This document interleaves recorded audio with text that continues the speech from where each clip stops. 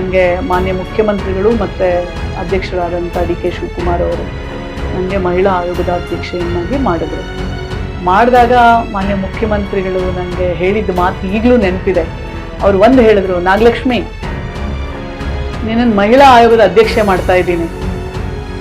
ನಿಂಗೆ ಗೊತ್ತಾ, ನಿಮಗೆ ಅದು ಕ್ಯಾಬಿನೆಟ್ ಮಂತ್ರಿ ಸ್ಟೇಟಸ್ ಅದಕ್ಕೆ ಇರೋದು.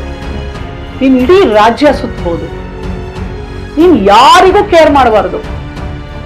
ಕೆಲವೊಂದ್ಸಲ ನೀನು ನನಗೂ ಇದು ಮಾಡಬಾರ್ದು. ನಿನಗೆ ನ್ಯಾಯ, ನಿನ್ನ ಕಣ್ಣು ಮುಂದೆ ಹೆಣ್ಣು ಮಗಳು ಕರ್ತವ್ಯ ಅಷ್ಟೇ ನಿನ್ ಮುಂದೆ ಇರಬೇಕು. ಈ ಮಾತು ಮುಖ್ಯಮಂತ್ರಿಗಳು ನನಗೆ ಹೇಳಿದ್ರು.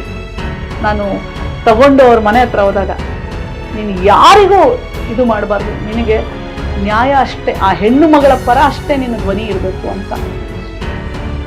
ನನಗೆ ಆಯೋಗ ಏನ್ ಕೆಲಸ ಮಾಡುತ್ತೆ, ಹೆಂಗ್ ಮಾಡುತ್ತೆ ಆಯೋಗ ಅಂದ್ರೆ ಕೇಳಿದ್ದೆ, ಬಟ್ ಹಿಂಗೆ ಅಂತ ನಾನೇ ಆಗ್ತೀನಿ ಒಂದಿನ ಅನ್ನೋದು ನಂಗೆ ಗೊತ್ತಿರ್ಲಿಲ್ಲ. ಬಂದ ನಂತರ ಈಗ ಒಂದ್ ವರ್ಷ ಆಯ್ತು. ನಮ್ಮ ವಿಜಯವಾಹಿನಿ ನ್ಯೂಸ್ ಚಾನೆಲ್ನಲ್ಲಿ ಪ್ರಮೋಷನ್, ಜಾಹೀರಾತು, ಅಡ್ವರ್ಟೈಸ್ಮೆಂಟ್ ನೀಡಲು ಸಂಪರ್ಕಿಸಿ 9535808456.